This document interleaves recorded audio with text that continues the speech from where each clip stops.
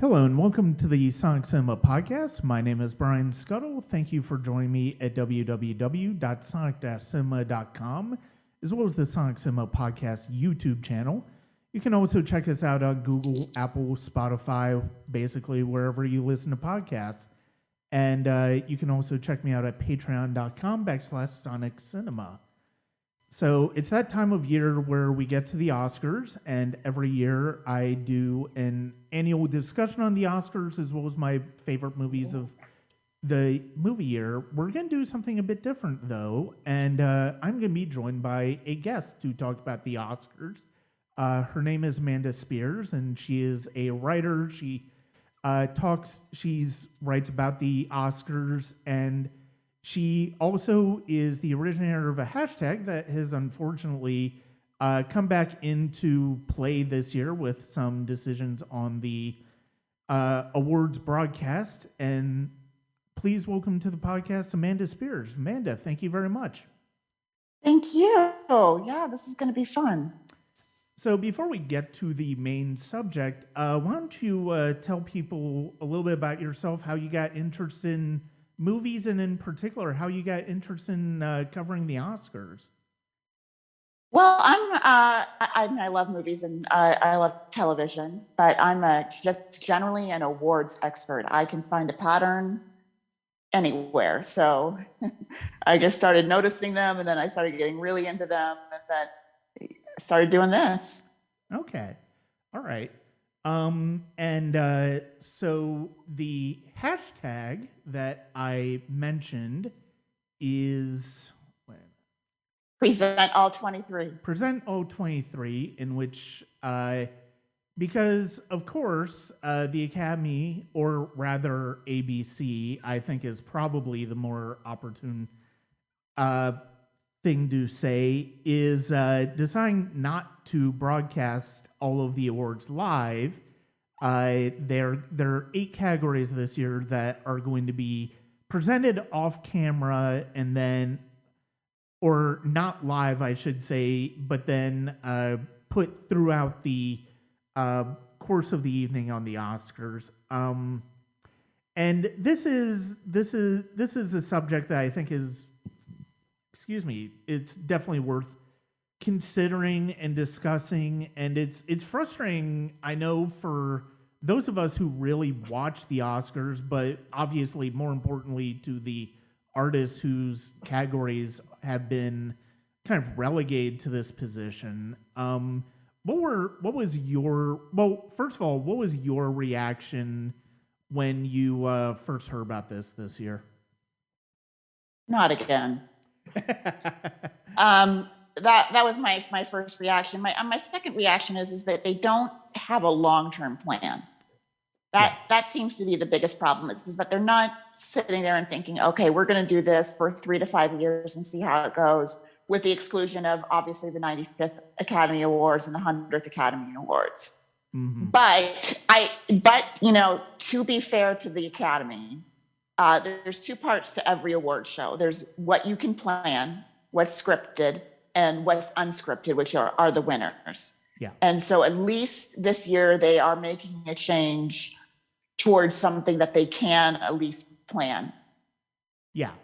And not trying to manipulate moments. So half a step forward, 2 steps back maybe, but it just seems like they'll try anything once, but they really don't have a long-term plan.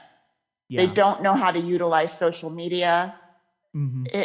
That seems to be bigger problems, and they need to get their act together before the 100th Academy Awards. Like, if they want to screw up the 94th, okay, don't screw up in 6 years. Like, let's bring back Billy Crystal. The Oscars are like, sure, you're supposed to do everything the same way every single time. Yeah, no, and it's you said, when you said not again, that's of course alluding to the fact that this is not the first time they had talked about something like this. And the last time they did it, there were 24 categories, because that was before they combined the 2 sound categories into one that most of the Academy still doesn't fully understand. And it is frustrating, and you were talking about the manipulating of the awards of the ceremony, and obviously last year we kind of saw what happened with them presenting Best Actor last in the hopes of maybe having that moment to honor Chadwick Boseman. And of course, it went to Anthony Hopkins for The Father. And so do we think that it is predominantly the Academy that is controlling this, or is it ABC trying to hold on to viewers? Probably a little bit of both, to be honest. I think the Academy cares about viewers as much as ABC, but I think neither wants to realize that network television isn't what it used to be. Yeah. And I mean, and they seem willing to sacrifice the fans they have in order to try and find new ones. And I don't think they understand that those people might just never watch. Yeah. No, I definitely agree with that. And it's, you talked about the network TV thing. It's absolutely true. And I mean, the thing is, it's like they would find out they would have so many more eyes on it if they went to a hybrid of network TV and screening. I mean, obviously in streaming, and obviously I can imagine why ABC would be hesitant to that, but at the same time, it's like the Academy would completely you would see record amount of people watching the Oscars, I think, if that were the case. And you just don't. But yeah, you're right. They're basically chasing an audience that is just not there, because fewer and fewer. It does feel like fewer and fewer people in the mainstream who aren't like hardcore movie fans care less and less about the Academy Awards. I mean, that's not strictly true, because obviously people still do, but I don't think it's just because of the I don't think it's because of the fact that the nominees are too specialized towards what they've movies. Lost is the audience. It's like, well, there's nothing else on. Yeah. It's either there's not 4 networks anymore where maybe you don't like 3 of the programs, the 3 of the shows. So it's like, well, might as well tune into the Oscars for an hour or two. Yeah. They've lost that because people are going to go on Netflix. People are going to, there's 200 channels. They've lost that audience. So no matter who they nominate, they've lost those pacifist viewers. Yeah. Yeah. No, that's absolutely true. I mean, even I don't watch to a certain extent. I mean, part of that is because of the fact that my wife and I cut cable a few years ago. I mean, I watched a little bit last year, but was also in the middle of a film festival at the time too, so I was balancing the two. But that was only because of the fact that they pushed it back to such an ungodly period of time because of the pandemic. Not that this year is much better. Well, that's not really their fault. I mean, we're all still in this like 2 to 3. It's probably going to take a couple more years to see Hollywood and any award show kind of straighten out post-pandemic. Yeah. Because even the Emmys have had troubles with that. That's why we've seen 2 series, just to give you an example, back to back, sweep the top 7 awards at the Emmys for Schitt's Creek for comedy. And then last year, The Crown for drama, because, well, a few things. 1, the competition isn't as stiff as it usually is.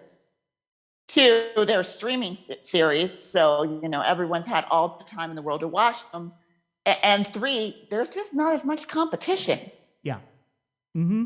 No, that's absolutely true. And I get why it got extended last year because of the fact that we didn't see nearly as many bigger movies in 2020 as we normally would have, for obvious reasons, because of movie theater closures. But at the same time, I know for me, it was just so exhausting as the process went on and on and on. It seemed like the same stories would become stories among film fans and people following the award season like every couple weeks, and then we would have to litigate something else. And I think it was, I mean, again, I understand why they did it last year. That was completely made sense. it was just completely. It was exhausting as a movie fan. Well, everything was exhausting last year. It's not just the Oscars. I mean, that's not fair to them. Yeah. When you just have an exhausting period of time. Mm-hmm. So I mean, we had people 2 months earlier storm the Capitol. Like, there was a lot going on. Mm-hmm. No, that's. And when you have 500,000, I think you had at the time almost half a billion people dead. Yeah. It's hard to care about something. Mm-hmm. And the Oscars didn't address it in a way that would have made sense. Yeah. They could have had like first responders say, "This is my hometown studio. I like this movie from this year," or the last movie I saw it was here. Here's so and so to present best supporting. They could have found a way to make everyone feel like we're all in this together, and I can't wait to get back to going to the movies, but they didn't. They lost that opportunity. Yeah.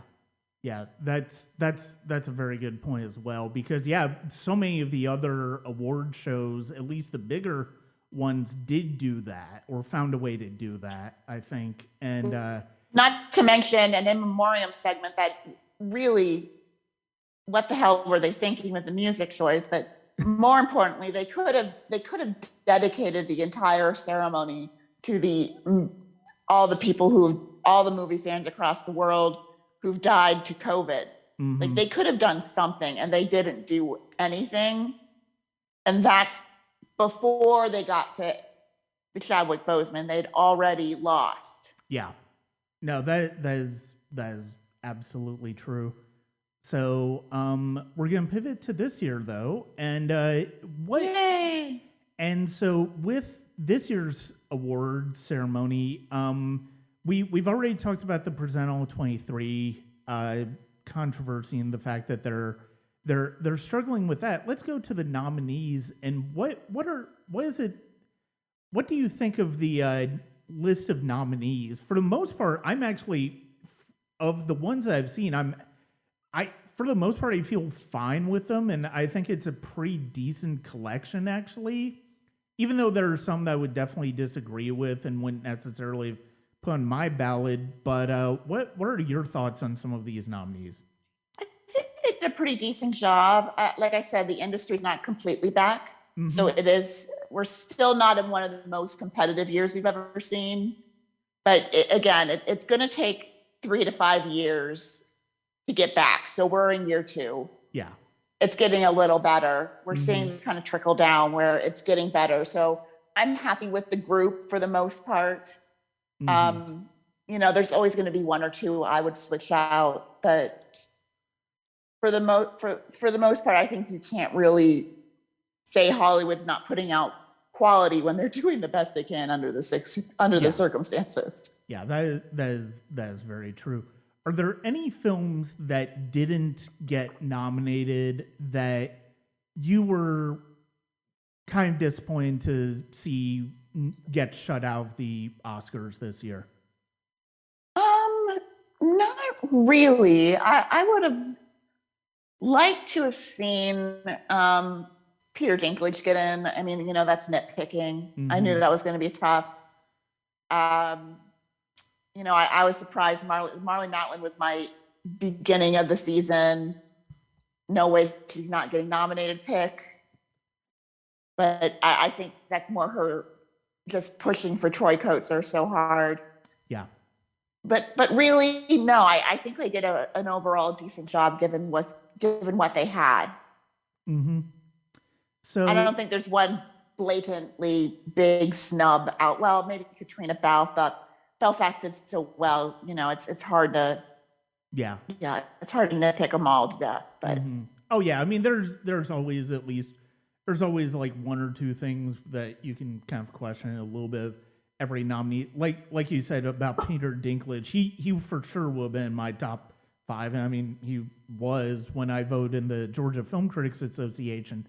But you knew especially once they pushed the release date back, and once you kind of got the impression that MGM was pushing more Gucci and Licorice Pizza hard, that you kind of got the sense that Serrano was going to be left out in the cold, and that's a shame because it's such a good movie, and I absolutely adore Dinklage. Yeah, and that's kind of the same thing with The Lost Daughter and Passing on Netflix. Obviously, they decided not to just throw everything out there and see what sticks. They really went all in on The Power of the Dog, and the same thing for The Tragedy of Macbeth. You know, Apple realized that Coda was their film, and they just went all in for that. And you can't blame these streamers for being a little bit more strategic than they normally are. Yeah.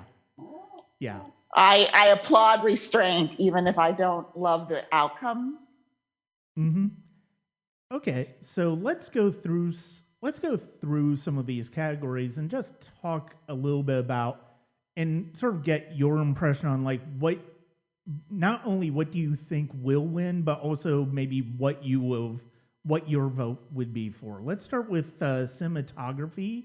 Nominees are Dune, Nightmare Alley, The Power of the Dog, The Tragedy of Macbeth, and West Side Story. Well, this is an interesting race. God, you know, The Power of the Dog needs to pick up more than just director if it's going to win picture. Mm-hmm. And that is their biggest problem. And their biggest problem in a lot of these categories, unfortunately, is Dune. Yeah.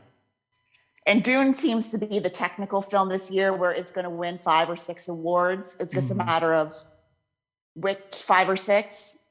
Yeah. So this is one where I would probably vote for The Tragedy of Macbeth. And that's even hard for me to say because I know, like, as an Oscar expert, ever since they've expanded the Best Picture race to 10, if you're in the Best Picture field, you get a leg up on your competition in all of these other categories. Yeah. So, for example, cinematography. Only one time has the cinematography winner not been from a Best Picture nominee, and I bet you're already thinking it is Roger Deakins for Blade Runner. So what that means for The Tragedy of Macbeth is, like, as much as it is beautifully done, thank you for playing. Yeah. It's not your year. Yeah. So knowing that, I think it's Dune because it is a little flashier. But The Power of the Dog really, really needs to pick up something like this or editing if it's going to win Best Picture. That's one of the reasons why I'm pissed off that film editing isn't in there. It's like, I need to see that winner. Yeah. No, I'm all... Film editing is not another tech. Yeah. Film editing is a very important category. No, and I'm with you on Tragedy of Macbeth. That would have been my top choice too. I'm so split on Dune. I do think it's gonna be. I agree. I think it's gonna be between Dune and Power of the Dog. There's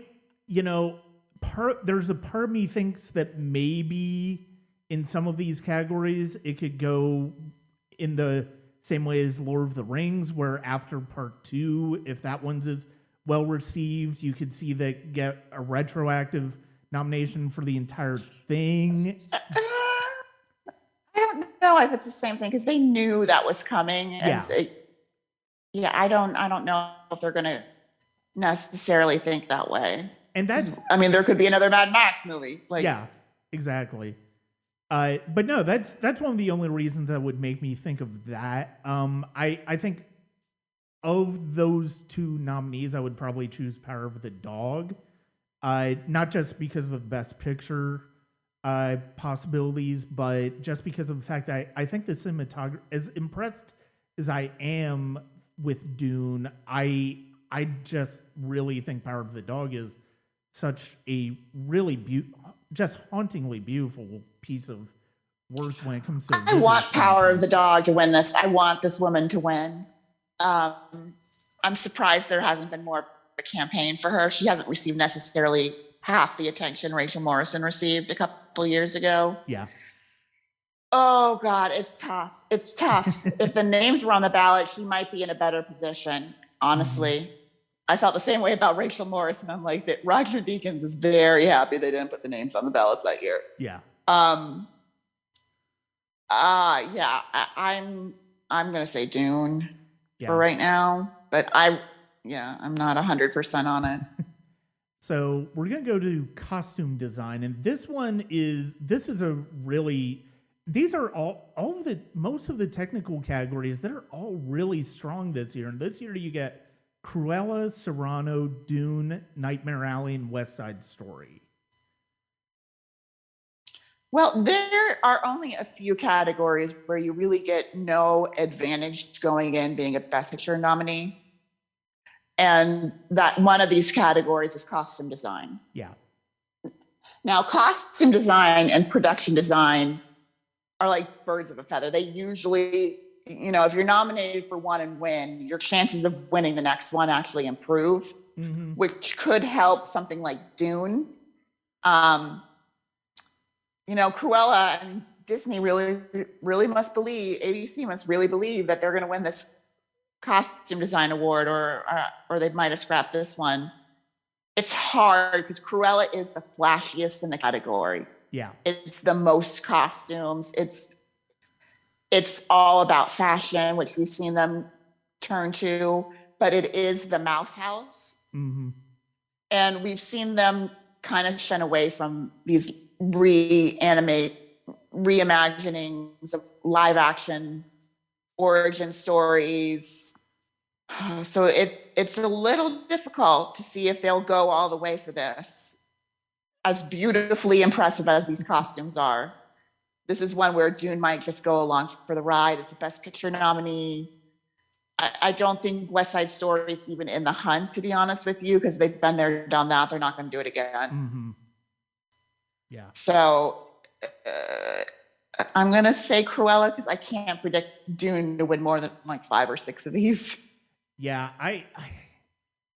my gut tells me Dune, but I think my personal choice would probably be Cruella out of these, just because of the fact that it's such a wonderful display of costume design, of actually doing something to put us into a specific and it's about time the and place, and as well as being flashy. And I think that does. And it's about clothes. Yeah. So yeah. Even though I would love to see Serrano win at least one Oscar, but I know that's not going to happen. Yeah, those aren't the most flashy costumes. There's too many. It's too dude oriented to almost. Yeah. So we will go now to film editing, and you are right. This isn't necessarily a technical category, even though a lot of people consider it is, because it really does go hand in hand with the directing, and you're shaping the story from here. And you have Don't Look Up, Dune, King Richard, The Power of the Dog, and Tick, Tick, Boom.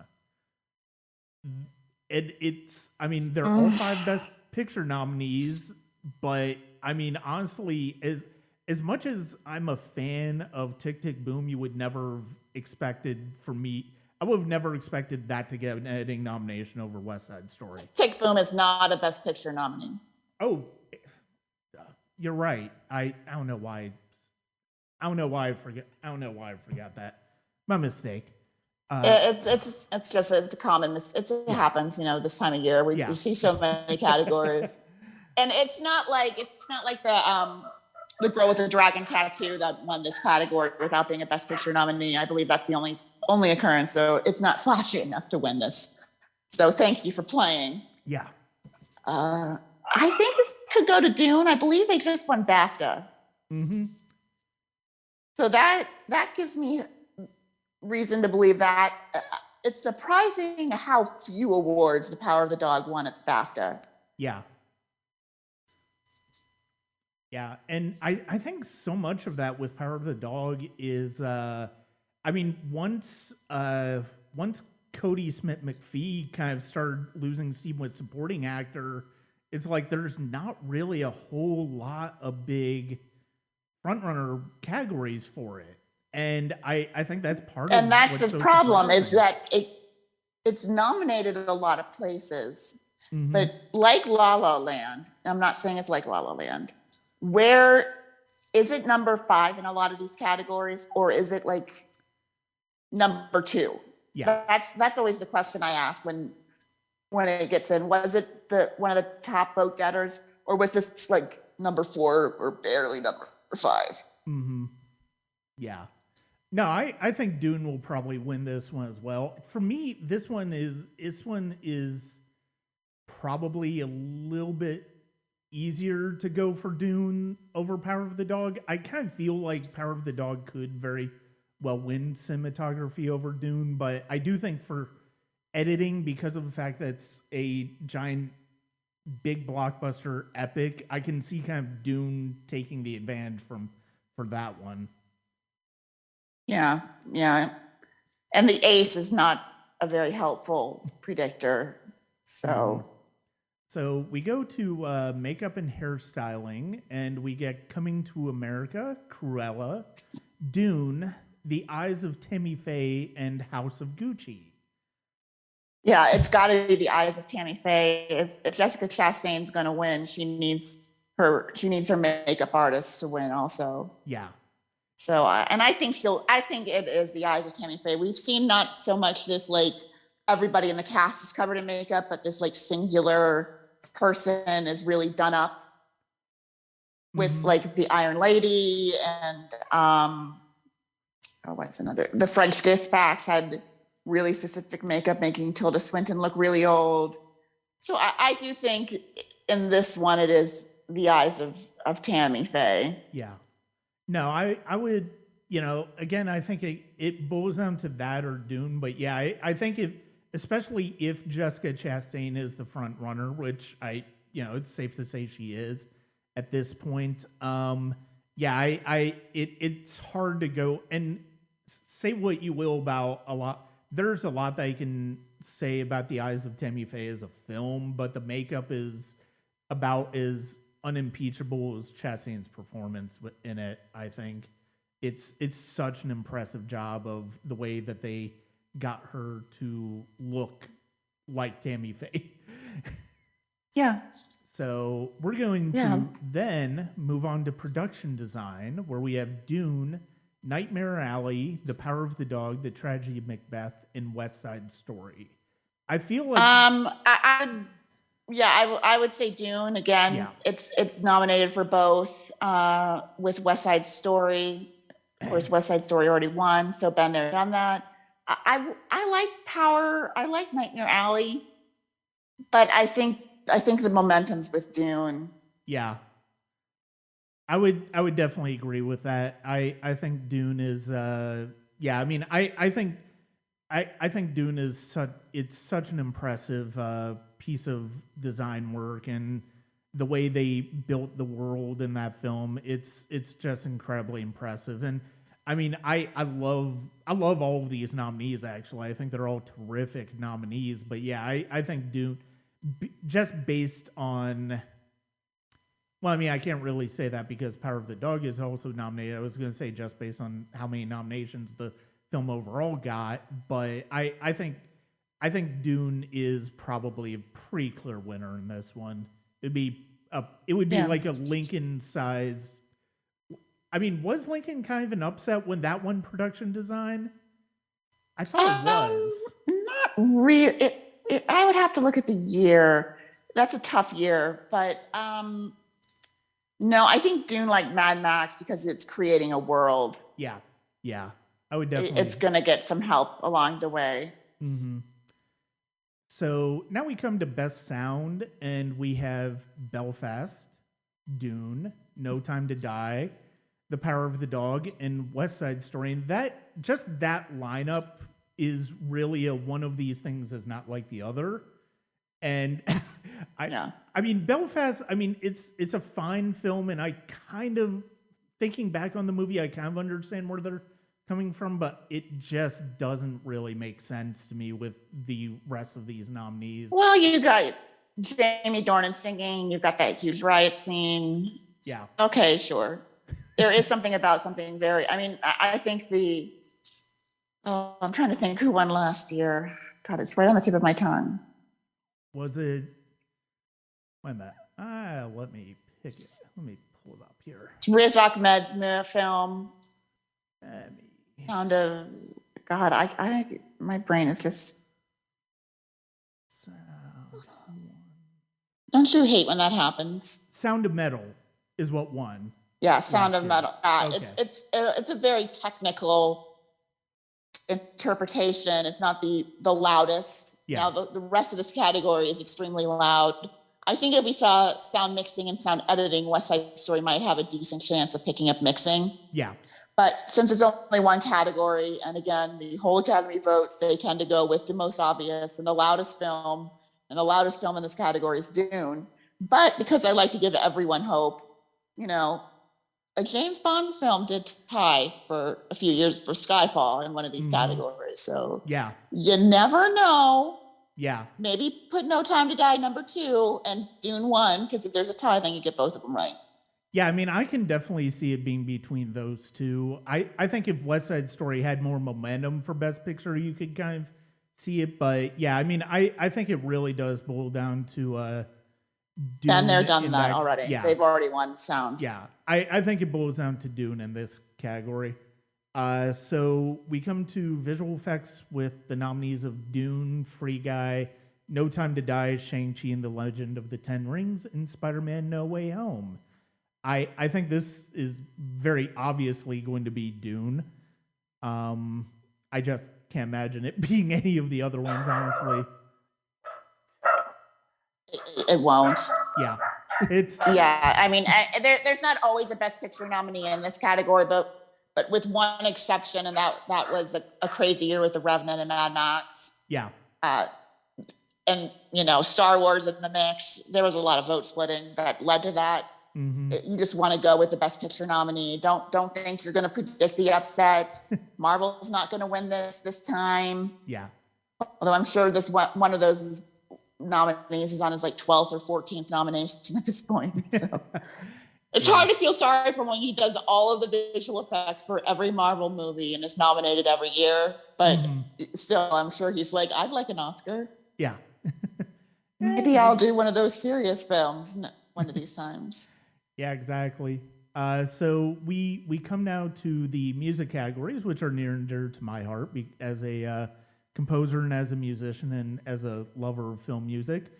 It's disappointing that the original score category is relegated to one of those 8 that are going to be presented outside of the live broadcast. But it's actually going to be... I have so many mixed feelings on this one because the nominees are Don't Look Up, Dune, Encanto, Parallel Mothers, and The Power of the Dog. All 5 composers, I think, are very deserving. I'm not a huge fan of Don't Look Up's score, but you know, it's nice what it is. To see a comedy in there, and it's Nicholas Brittle, who is a terrific filmmaker. So, I have so many mixed feelings because Hans Zimmer is my favorite film composer of all time, but I don't necessarily think Dune is the film that should be winning him in his second Oscar. I would easily go with Power of the Dog on this one with Johnny Greenwood. Yeah, I'm going with Dune. It just won BAFTA. Yeah. I have no reason not to believe that it's not going to translate. And that's the problem the Power of the Dog is having, is that it's not winning any tech category. It's not picking up one random tech category here or something there. And I mean, at this point, I think we each have Dune winning 6. Yeah. And I'm like, oh, that's a lot of Oscars. Like, that's a lot of Oscars. Yeah. And and the thing is, it feels like it's very rare nowadays that Best Picture winners win that many. They usually, like, especially over the past 10 years, it feels like as they've been spreading it out a little bit more, you've seen... Nightmare Alley did pretty well. Yeah. Birdman had about 4. Yeah. Yeah. I mean, it's a lower total, but I think the right film does pick up some, but it's just they tend to do this every year where we see, Gravity, Life of Pi, Mad Max, where it's like, okay, boys, this is the big technical film. Check. Yeah. but yeah, I agree. I do think it's gonna be Dune, and Hans Zimmer's finally gonna get his second Oscar. Um, I do love that they put Parallel Mothers in because I one of the things I noticed when watching that film was I forgot how great Alberto Iglesias is when he works with Almodovar, and his score for Parallel Mothers just did so much for that movie. So I was really glad to see it get nominated. Yeah, and it has absolutely very little chance of winning, but you know, yeah. I won't stomp on your dreams. Oh yeah, I mean I'm just happy. It's one of those things where I'm just happy it's nominated. I know it's not doesn't have a chance to win. So we come to Best Original Song, and it is "Be Alive" from King Richard dos Urugu. How do you pronounce that one? The Encanto one. I took French. Sorry. Yeah, I took Spanish, but it's been Urguti. something like that. It's Lin-Manuel Miranda, and it's probably gonna. It may very well win him an Oscar finally. Down to Joy from Belfast, No Time to Die, and Somehow You Do. Now, the thing I want to ask about No Time to Die is, have we ever had a Best Original Song winner that came out, that first got released a year before the movie even came out? Well, no, and it's not really their fault because they released the song in like the end of February, thinking the movie's going to come out in like April, and then all holy hell broke loose. Yeah. So this is another time where we should applaud the Academy for not banning it. Mm-hmm.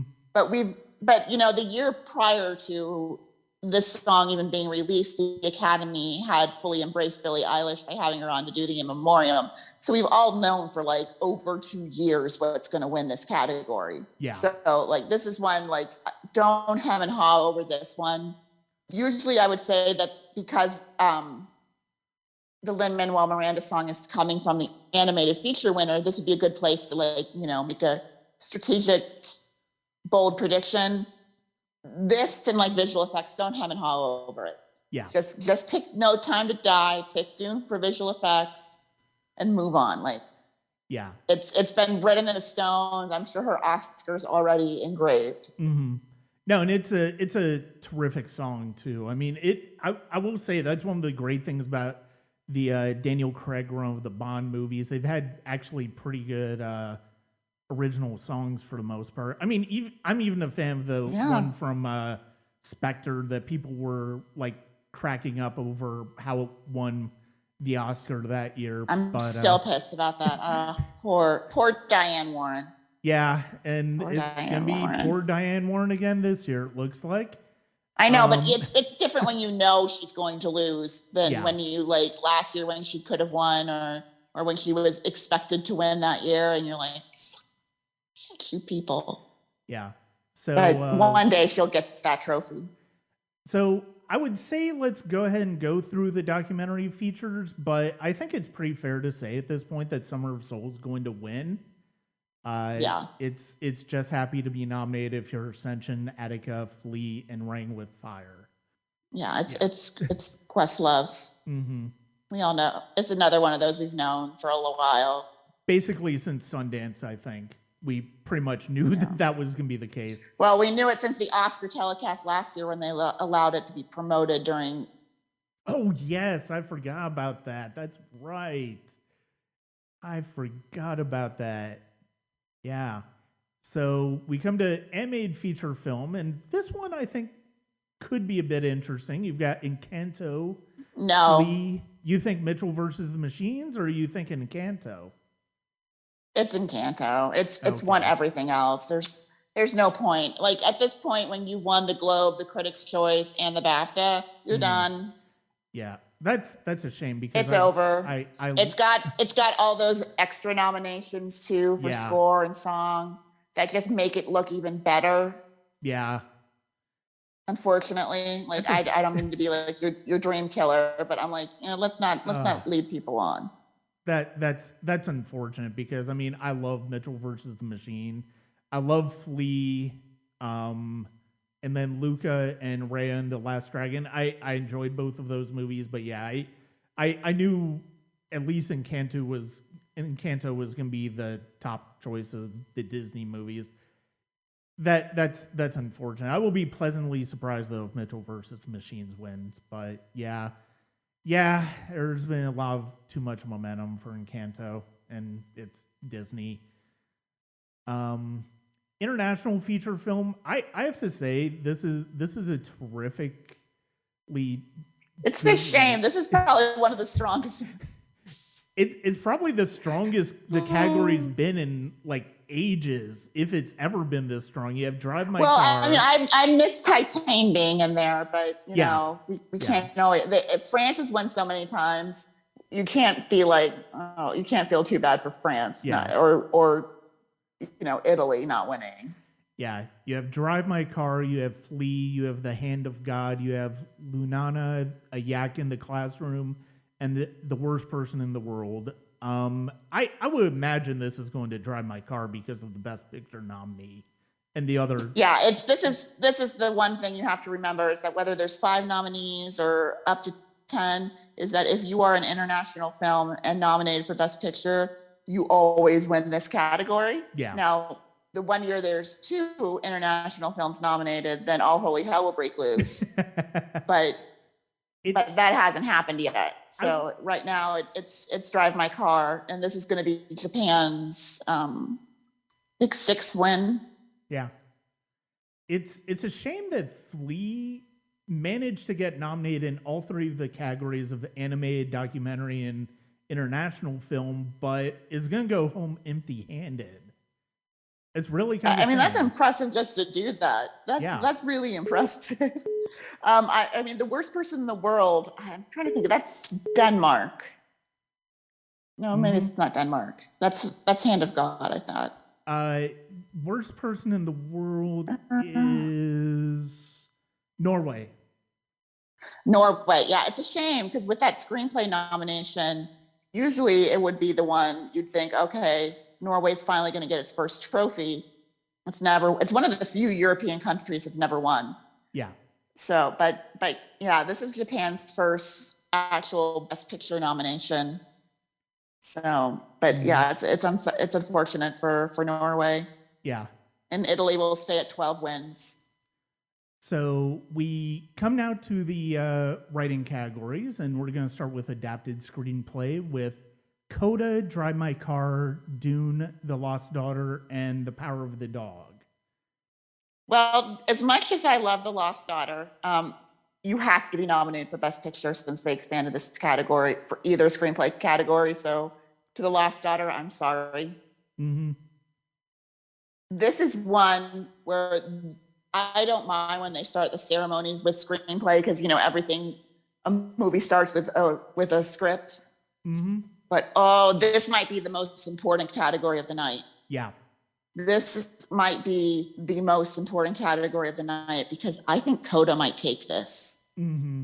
And if Coda wins adapted screenplay and actor with the support of the SAG ensemble, it could take Best Picture. Wow. That's hard to that is hard to wrap your head around, but yeah, I think you're probably I think you're right on that. If Coda does win this, and yeah, you really have to look at you really do have to look strongly at Best Picture. I mean, I think it's certainly one of the films that I think has separated itself in that respect, but you know, it's the BAFTA win that makes me pick it. It's really the BAFTA because the BAFTAs, I mean, Jane Campion is from New Zealand, so she's a member of the British Commonwealth. Yeah. They really didn't go, let's send this film off with a bang. They really could have gone overboard, and a lot of us would have gone, okay, clearly they're going for the accent. Yeah. But they didn't. They didn't really overwhelmingly love this movie. Love that movie. But they loved Coda. Yeah. They loved Coda enough that in 2 instances where they had the chance to vote for Power of the Dog, they went with Coda. And I mean, I'm sorry. I think Coda is the type of movie that makes people feel good. Yeah. And people might just want to feel good this year. Yeah. that could be enough. And if you can hear that slight screaming, that's the sound of Netflix losing to Apple TV Plus. Oh man, that would be something.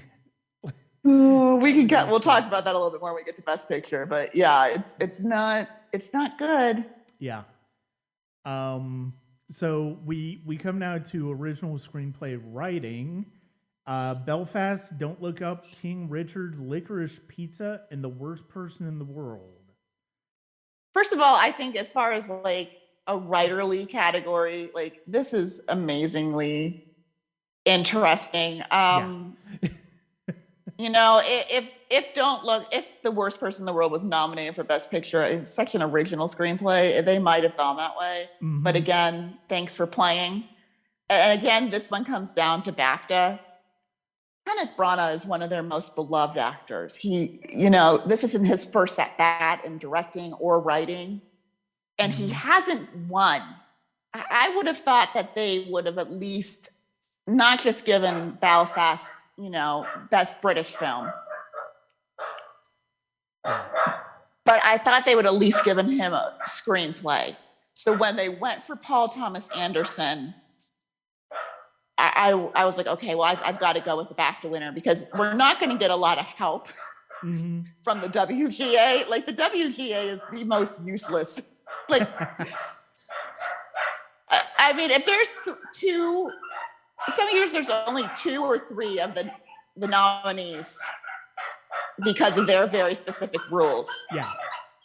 So unfortunately, I feel bad for Branagh.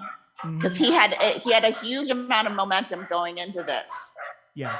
But it looks like Paul Thomas Anderson's going to win an Oscar.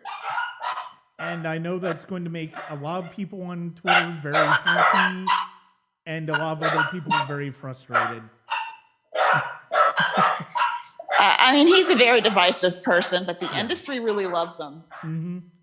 Yeah, it's one of those things where, it might be it's time for him to finally win Oscar.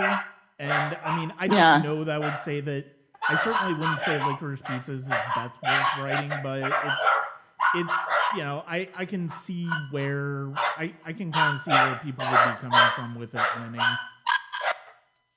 Yeah, I'm surprised with as competitive as Belfast has been that it's not taking this award.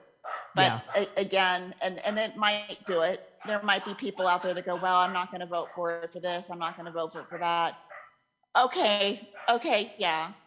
I'll give Branagh his due. Yeah. But I just wish we would have seen it at an organization that should favor him. And we didn't see that. Yeah. Unfortunately, we just didn't see that. So we come to the acting categories, and we have supporting actors. We have Jessie Buckley. We have Ariana DeBose, who is basically going to win this. Judi Dench for Belfast. Kirsten Dunst for Power of the Dog. And, how do you pronounce her name from King Richard? I don't... Anjanou Ellis. That's what I thought it was going to... That's what I thought it was. I was afraid to go with my gut with that. But yeah, and Anjanou Ellis got nominated for King Richard. I mean, at this point, anybody other than Ariana DeBose would be a complete stunner. And I mean, the only... If she wasn't the clear front runner in this, I could possibly see Ellis or Dunst winning, but no, it's her. I think it's DeBose easily. So yeah, I mean, I think DeBose has this. It's weird how easy it's been for her. I really think the people behind The Power of the Dog picked the wrong supporting player to push. I always believe they should have pushed Kirsten Dunst and gone with the, look, she was a former child star. See, we don't screw them all up. Some of them turn out pretty normal and not drug addicts. Yeah. And I'm sure Judi Dench feels probably horrible about this nomination. Like, girls got to know, like, I took my co-star's nomination. I was thinking before Oscars were announced, I'm like, if Katrina Balfe gets that Oscar nomination, if she could just win BAFTA, she might be able to change the game. Yeah. but that wasn't to be. Mm-hmm. So the fact that DeBose is yet to lose is just, it's over. It's done. Yeah. Yeah. Best Supporting Actor, Ciarán Hinds, Belfast, Troy Kotsur for Coda, Jesse Plemons for Power of the Dog, J.K. Simmons for Being the Ricardos, and Cody Smith-McPhee for Power of the Dog.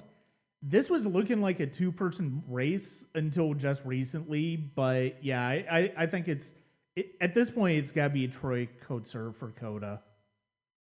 Yeah, he's got that feel-good moment. But you know, Cody Smith-McPhee, before he came into this, he was always going to have problems because Timothy Hutton was the youngest winner ever in this category's history at 20. Mm-hmm. If Cody Smith-McPhee wins, he would be the second youngest at 25. Mm.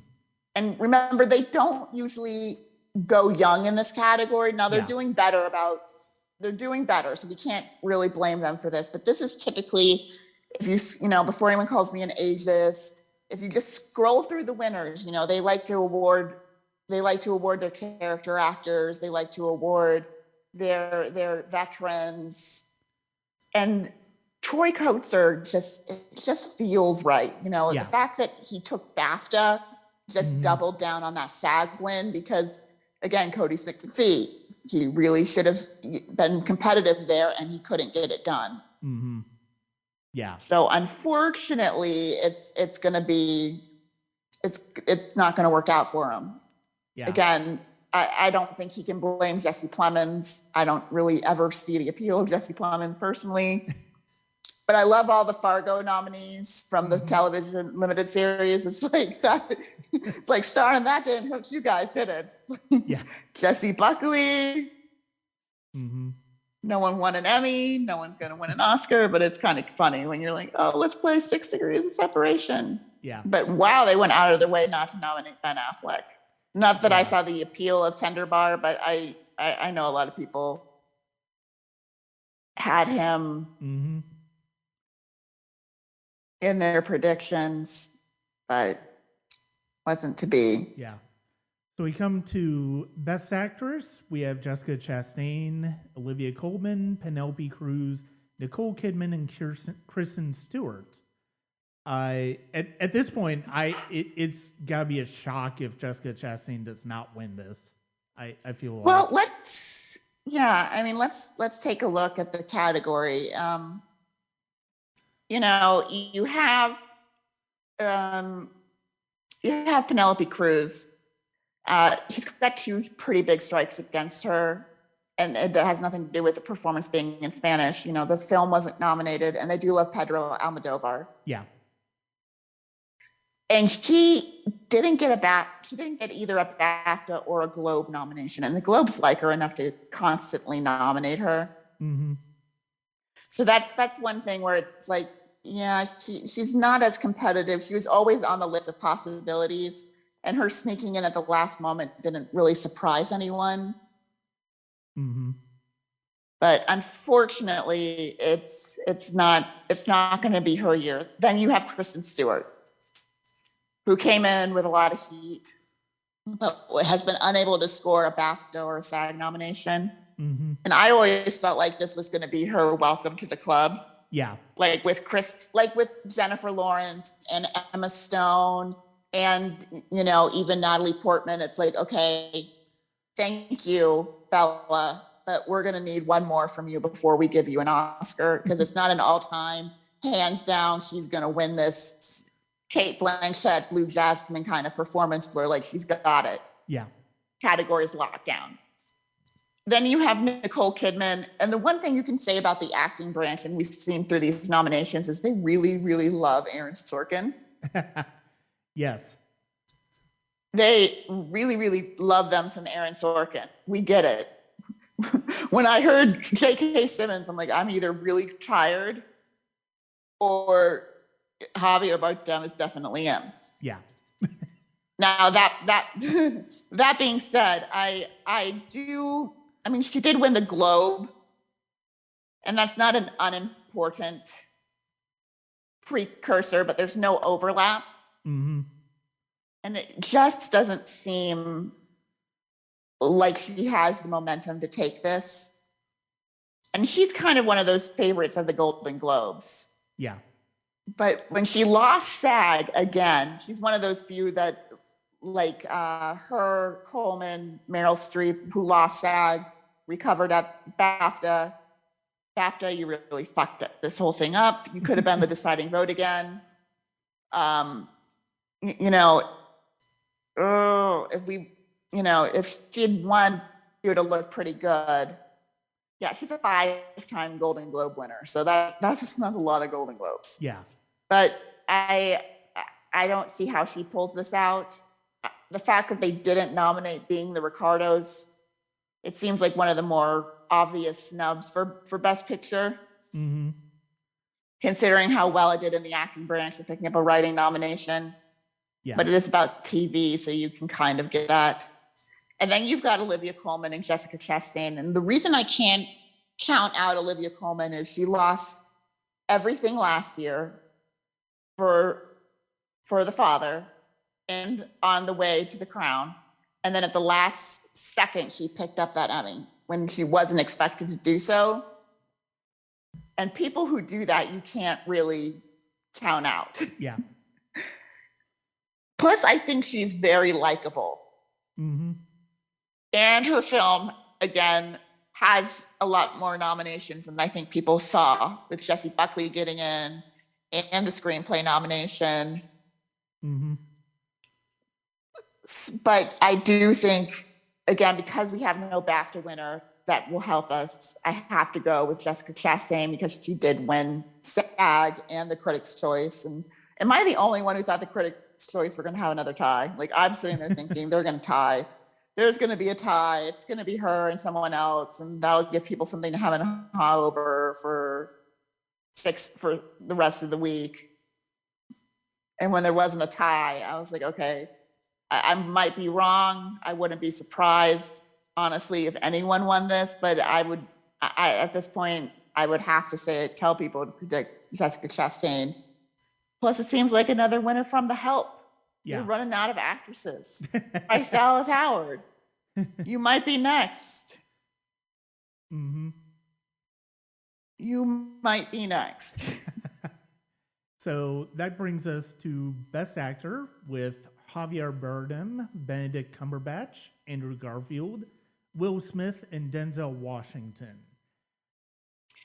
This is another one where if, on his home territory, and remember, he's kind of acting royalty there, Benedict Cumberbatch could not pick up Best Actor at the BAFTAs, which is probably why Will Smith didn't go, because Troy Kotsur and Ariana DeBose were there. Yeah. I'm sure someone said, you're probably not going to win BAFTA. So the fact that he's won everything, that it's his turn, timeline is as obviously, storyline has obviously taken effect. Yeah. Okay, we get it. I think he's been better. Yeah, I would agree with that. But I like him. I think that's the problem with this, with any kind of popular vote, is he's just a very likable person. He's made most people a lot of money. So I think he's going to win. I think he's got this pretty much sewn up. Mm-hmm. That BAFTA win, he probably is like, they've never even nominated Denzel. How the hell did this happen? I don't know what the BAFTAs have done to their voting, that they did not get one single Best Actress nominee when they moved their ceremony up in 2001 to be more of an Oscar predictor, to have more influence. Yeah. So I won't get started on that. So Best Director, we have Belfast, Drive My Car, Licorice Pizza, The Power of the Dog, and West Side Story. Did Jane Campion do anything to hurt her winning an Oscar this year? No. Yeah. No, she's won everything. I mean, they probably nominated Steven Spielberg so she could have her chance at hey, Steven, this side's a lot more fun than sitting there and smiling for you. Because she did obviously lose to him for Schindler's List. I'm not making fun of Schindler's List. Yeah, I know. I'm just saying, it is one of those delicious things that they're both back. Mm-hmm. All these years later, you got it. Those of us who follow this closely enough, it's the same thing with Will Smith. It's like, hey, buddy, I'm finally going to get my revenge for losing. He doesn't care about losing too. No, at this point, I can't Denzel imagine Washington. he does. Yeah. No, but I'm just saying, it's like, I'm sure he didn't care at the time that he lost to Denzel Washington, Will Smith. Oh, yeah. But it's just one of those cute things where it's like, oh, they're back. And so is Andrew Garfield. He was in the same category as Andrew Garfield a couple of years ago. Oh, yeah, that's right. A marketed improvement off a Hacksaw Ridge, Garfield. And a far better American accent. Mm-hmm. Because I'm like, I just wanted to bring out a map from the U.S. and ask him point to where you think that accent is for Hacksaw Ridge. So bad. I'm like, what? Is that how you think people in the South sound? Like, that's the problem I think with Aaron Taylor Johnson, is that at least he gave a really great specific accent. Mm-hmm. Well, I won't get on that tangent, but I start thinking about those years. But yeah, she's done nothing. There's not even anyone who's picked up another directing prize this year. Yeah. I mean, she's taken most of all of the critics' prizes, and that's hard because usually it's like, okay, at a certain point when she's won about 20, you'll see some random city go, you know what, let's just give it to so-and-so just to screw with them a little bit. Yeah. So we're not rubber stamping them, but her Oscar is ready to go. I would be shocked if she lost this. Yeah, which brings us to Best Picture: Belfast, Coda, Don't Look Up, Drive My Car, Dune, King Richard, Licorice Pizza, Nightmare Alley, The Power of the Dog, and West Side Story. I mean, we've already. Yeah, I think it's going to be Don't Look Up. Oh, good. I can see the explosion on Twitter if that happens. That would be absolutely insane. I'd be more worried about that if Adam McKay got nominated for directing, but I would be pissed off if Adam McKay got a directing nomination at the Emmys this year. So I have a lot to say about Adam McKay. So do we think it's between The Power of the Dog and Coda, or is King Richard something that could possibly sneak in there? I'm sorry, wait, go back. What do we think it's between? For Best Picture, do you think it is between Power of the Dog and Coda, or do you think King Richard, because it's got that editing nomination that, is important to the Best Picture process, Best Picture nominations, do you think it has a chance? No, I don't. I think I don't think it has a chance. I think this is Coda versus The Power of the Dog. Now I know that Coda doesn't have a directing nomination, doesn't have an editing nomination, but we've seen all of those rules kind of fall. Yeah. And what gives the film hope, a lot of hope, is that it could potentially go 3 for 3. Mm-hmm. And I don't like using this comparison, but we've seen Moonlight and even Green Book win an acting award, a writing award, and picture. Yeah. And what helps a film like Coda is that it does have the support of the acting branch. Mm-hmm. Now, the problem I have with The Power of the Dog is that beyond Jane Campion finally winning, what else is it going to win? Yeah. And I just can't imagine a film winning Best Picture and Best Director, and that's it. Yeah. Usually it picks something else up. Mm-hmm. And it was funny because of the fact that when you first brought that up in this discussion, I was like, well, it's got to be something else. But as you're going through the nominations, you're absolutely right. It is really kind of hard to see what that third third or fourth win for the movie would be. And remember, like, Birdman, it won writing, it won directing, it won cinematography, and it won picture. That's a low total. Yeah. For Oscars, but it won 2 of the top prizes. It had 3 acting nominations. It was nominated for it won SAG Ensemble, and it picked up a tech award with cinematography. Yeah. So where is their tech prize? They haven't won a lot of tech prizes. Now, the one thing we have left this weekend, which a lot of us will be watching, is the Producers Guild, PGA. Yeah. Now, why are they so important? Well, they use the same ranked ballot that the Oscars use, and they are the last ones to weigh in. Now, let's just say Power of the Dog loses PGA and it goes to CODA. Then you would have a legitimate reason to pick it. Yeah. Because CODA won 2 out of 3 BAFTAs, but The Power of the Dog couldn't win a SAG award. It had 3 nominations. It wasn't nominated for Ensemble. Same thing with Belfast. Belfast was supposed to be a Best Picture frontrunner, and it couldn't win a BAFTA. It couldn't win at the SAG Awards. So where else are they going to honor Power of the Dog if it's not going to pick up a tech award? Yeah. When Alfonso Cuarón won the first time for Gravity, yeah, sure, we knew it wasn't winning Best Picture, but it picked up a lot of awards on its way. Mm-hmm. It's hard to see a film just winning director and just winning picture. Yeah. Although we have seen films win picture with just a writing award. Spotlight did that. Mm-hmm. But the difference between Spotlight and The Power of the Dog is that Spotlight won the SAG Ensemble Award. Mm-hmm. And that's where that could matter this year.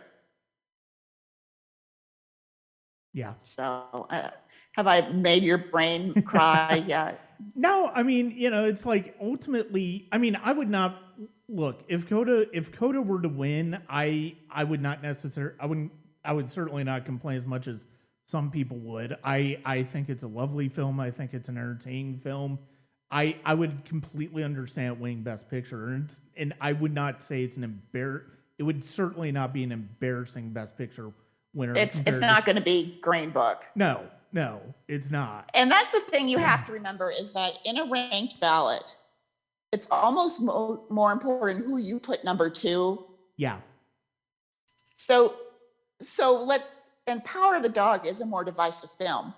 Mm-hmm. There are definitely going to be a lot more people who love it or hate it than there are going to be people who are like, I'll put it 3 or 4. Right. Whereas CODA, you could see how it could pick up a lot of second place votes. Mm-hmm. And we are in a year where I think people do want to feel better. Yeah. They want something uplifting. Mm-hmm. And this movie got me. I mean, I'm an easy get, and this film had me crying for like 20 minutes afterwards. Yeah. Like Troy Kotsur, he says one audible line in the entire film, and I'm like, yeah. But again, poor Netflix. I would kind of feel bad after all this money they've spent trying to do it, and here comes Apple on their first at bat. You know what sounds good? That Best Picture trophy sounds real good to us. Mm-hmm. We're just going to go from winning Best Comedy Series to winning Best Picture. Mm-hmm. And when you think about it, think how long it's taken for Netflix to finally win a top series prize at the Emmys. Yeah. And how easy it was for their competition, how easy it was for Hulu to be the first, how easy it was for Amazon to be the first for a comedy, and then to win another comedy series, and how easy it was for Apple TV to go in there and just win comedy series themselves last year, and how long it took for Netflix to win for drama series and limited series. They won 2 in the first night. Mm-hmm. And now they're in the same position where here they go. It's just going to be so easy for Apple TV to just waltz in there and just take this. This is good. This is really their nightmare. They would much rather lose this award to Belfast. Yeah. Than they would to lose to Apple TV Plus. I mean, you could draw a name out of a hat, like other than the Don't Look Up. Netflix doesn't. If that happened, it would be fun. But pick one of the others. Yeah. Maybe not Nightmare Alley because it did have a pretty early run on. It's on Hulu and HBO Plus, so maybe not that one. Yeah. But yeah. So maybe not that one, but all the rest of them, it's like, yeah, sure. Mm-hmm. Probably the same thing with Dune, since they made that, or King Richard. I mean, we've seen a lot of these movies that were released as on streaming. King Richard was available the same day. Dune had that limited release. So you can't say TV doesn't matter anymore. Yeah. When Belfast had a traditional release, West Side Story had a traditional release, Licorice Pizza. Yeah. And that's about it. I mean, I don't think 2 weeks in theaters before Nightmare Alley with streaming is really much to count against that. Yeah, it's tough. It's really tough for them because they don't want to lose this award to Apple TV Plus, and they might. Mm-hmm. Yeah, it's going to be interesting. I am looking forward to seeing what happens.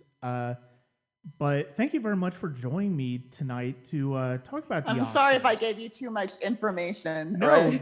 that's all right. That's part of the reason why I wanted you on here, so we could actually talk about this in a little bit more depth than me just going through the nominees and saying, oh, here's what I would like to see win, here's what I think will win, and all that stuff. This is great. I love it.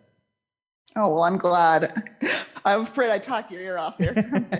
No, that's fine. Where can you are a freelance writer, but is there any place in particular that people can see you on?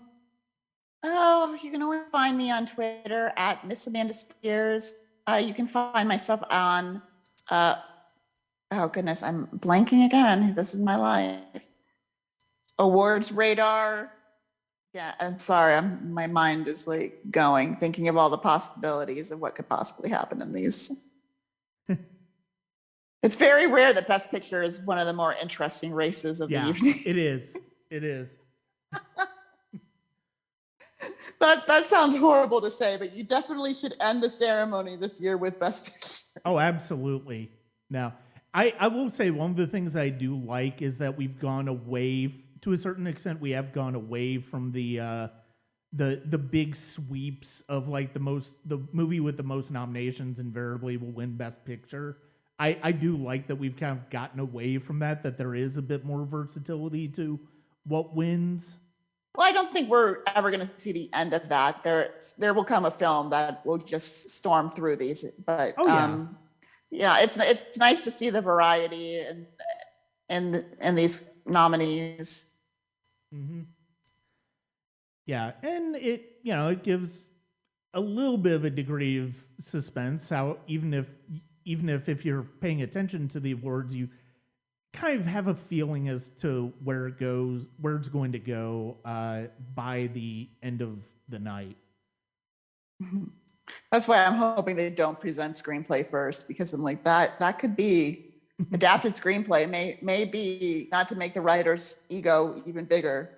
It could be the big award of the night where we point to that, like director was for Bong Joon-ho. We're like, well, there's the suspense is out of this. It's over. Game, set, match. That was not supposed to happen. Yeah. You're winning Best Picture. Oh my God, history's about to be made. But yeah. So yeah. Yeah, thank you very much for joining me, and it was a lot of fun to talk to you. Oh, thank you for having me. I had a great time. I'd like to thank Amanda for joining me on this discussion of the Oscars, present all 23, and everything going along with the nominations and such. It was great to have somebody else to talk to about that, and we may be very well doing that in the future. And and now it is time to discuss my 10 best list for 2021. This was a relatively busy year, so over 270 shorts and features that I'm including in my master list for this year, and which is less than 2020, but still considerable amount of movies. When you figure I covered 3 film festivals last year, that covers a lot of ground. Before I get to my top 10, though, I do want to point out some favorites of mine that are outside my top 10 that I very much loved for throughout the year. Starting out with 499, Achilles Escape, The Letter, Benedetta, Wheel of Fortune and Fantasy, Godzilla vs. Kong, Slapface and Serrano. And then moving forward in the films, there was the Sparks Brothers, In the Earth, Coda, Passing, A Hero, Final Count, Spider-Man No Way Home, James Wan's Malignant, No Ordinary Man, The Matrix Revolutions, The Harder They Fall, West Side Story, Eternals, Licorice Pizza, Bastards Road, Stocks on Fire, The Power of the Dog, Pig, and 9 Days. It's interesting that this year I don't actually have a Best Picture nominee in my top 10, which is unusual because I do usually have at least 1 or 2 in there. This year I don't, and it's not because movies like Power of the Dog and Licorice Pizza weren't great. I do think they are great. But the films that stood out this year and that made my top 10, it was a combination of things that came together, whether there's great narrative and great performances, great vision, or just a great story to tell. And I think that's something all 10 of the films in my top 10 have in common. So without further ado, we will go ahead and continue that. With number 10, it is a film that I saw at the 2021 Atlanta Film Festival. It is from Michelle Bang Bang and Aaron Granat. It is Moon Manor, which actually just came out in the States. And if you have the chance to see it, I cannot recommend it enough. It's about a man who has his last day alive, and we follow him through that day. He has Alzheimer's, and it is worsening, so he decides to he is going to decide to go out on his own terms. And the thing that I love about this movie, other than the fact that it was just profoundly emotional in the way I did not expect, is also it's very entertaining. It reminds me a little bit of Big Fish to a certain extent because of the fact that it's about celebrating an unusual life in a way that pays reverence to that life. And the performance by James Jimmy Caruso is absolutely wonderful. And this is such a beautiful film. I really thought it was lovely. Again, if you have a chance to see it, I cannot recommend it enough. It is Moon Manor.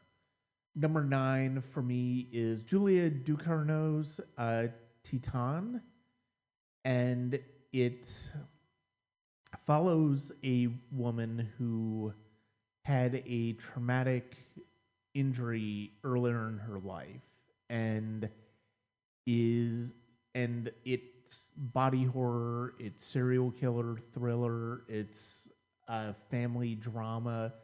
It's one of the more singular movies to come out this year, and it was a striking vision. The performance by Agatha Russo was absolutely wonderful, but also the supporting performance by Vincent Linden as a firefighter whom she comes into contact with. It's a it's weirdly uh, touching, but it's also very thoughtful in the way it looks at past pain and how some people look to look to get past that in ways that are sometimes not healthy, but also sometimes could be just what they need. And Titani was a singular vision, and it would have been fascinating to see it get nominated for the Oscars. I understand completely why it didn't, but it's just an absolutely wonderful film. Number 8 is Michael Rianda's The Mitchells versus the Machines, which was just one of the great pleasures of this year as a family road trip gets upended by a robot apocalypse. And it says a lot about family. It says a lot about creativity and sparking imagination getting you through the hardest times that you could see.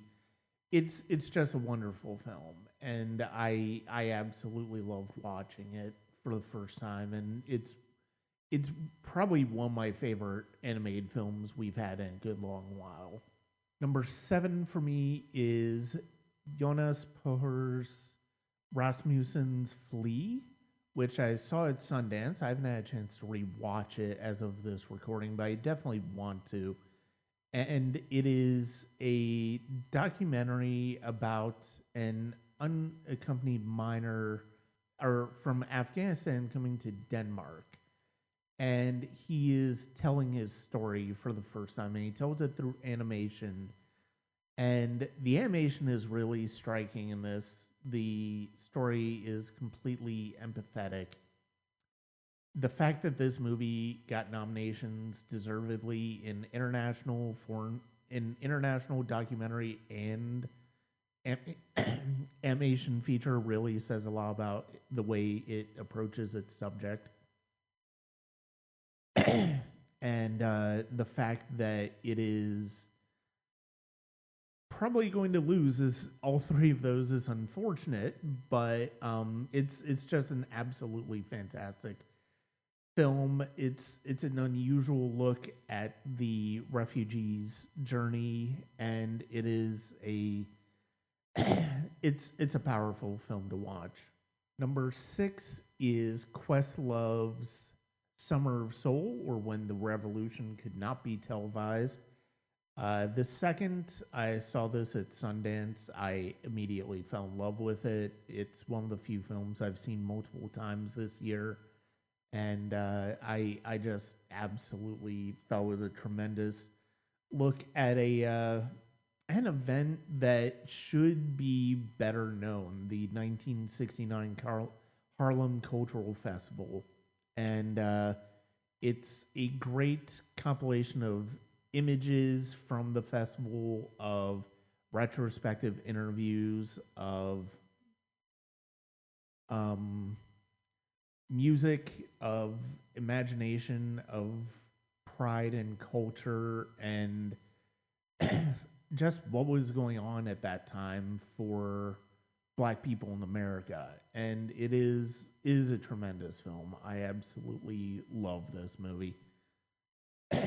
Number 5 is Joaquin Trier's The Worst Person in the World, which looks at the 4 years in the life of Julia, who is struggling to figure out her life as she turns 30.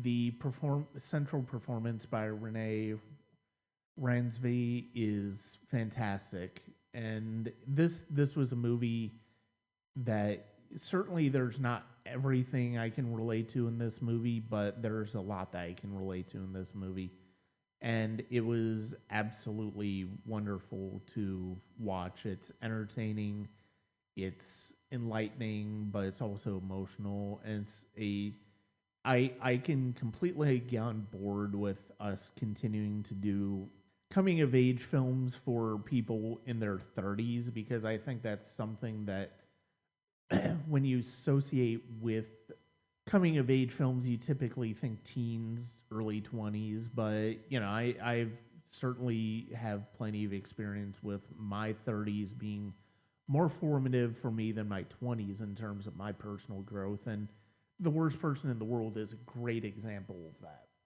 Number 4 is Jared Callahan's Clean Slate, which was at the 2021 Atlanta Film Festival. It's about two friends who have come together with their shared love of movies, but also their shared experience of recovering from addiction and recovering from using drugs and mental illness. And they try to put together a production of a short film.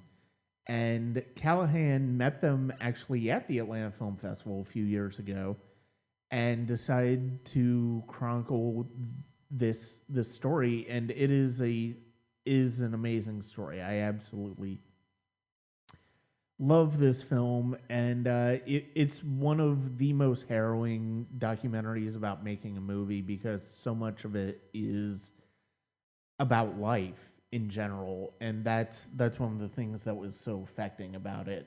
And as somebody who struggles with mental illness themselves at times, it's great to see the way that this is captured on screen with empathy and with understanding. And I just can't wait for people to see Clean Slate. I think they're absolutely gonna love it.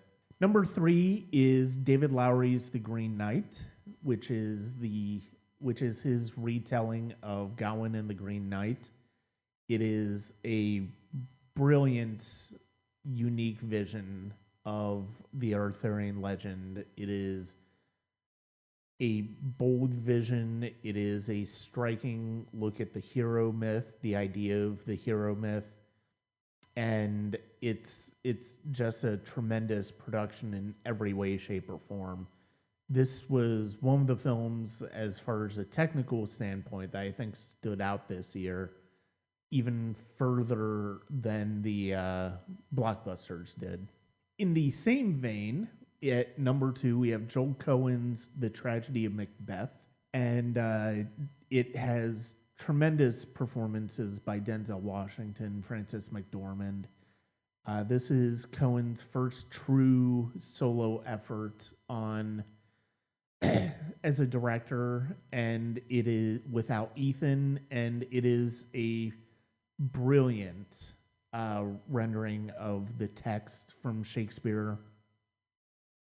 Amazing performances, singular production design, amazing cinematography, great music by Carter Burwell, and it just was absolutely transfixing when I saw it back in November. My number 1 film of 2021 is Frank Kranz's Mass. This is another one that I really want to rewatch. I haven't seen it since Sundance, but I can say that this story of two couples who are meeting after a violent tragedy that connects them is just absolutely heartbreaking to see the way four people can come together in shared pain and look past their common difference, look past the differences in perspectives to get empathy towards each other. The performances by Ann Dowd, Jason Isaacs, Martha Plimpton, and Reed Birney are tremendous. The screenplay by Kranz is very stagey, but it's also very empathetic, I think, towards these characters, and his direction is just absolutely beautiful. This is a movie that, as soon as I saw it, I figured it was going to be my number one of the year, and certainly nothing else really came close. I can argue, you can certainly argue for Tragedy of Macbeth or The Green Knight, but Mass just hit me very differently than any other movie this year. And that wraps up my 10 best list for 2021. I want to thank Amanda again for joining me on the podcast to talk about the Oscars. That's going to do it for this episode of the Sonic Cinema Podcast. Coming up, we're going to be talking with a critic who's making their first appearance on the podcast to discuss America's pastime on film. And Timothy Cox is going to be joining me again to discuss some more established classics, and I'm looking forward to that. I may or may not be attending the Atlanta Film Festival this year. Just really kind of depends on what I'm going to be able to do between work and film festival. Right now, it's a no, but I will certainly keep people posted if I'm able to. But that's it for this episode of the Sonic Cinema Podcast. Thank you very much, and I hope you enjoy. And follow me always at www.sonic-cinema.com.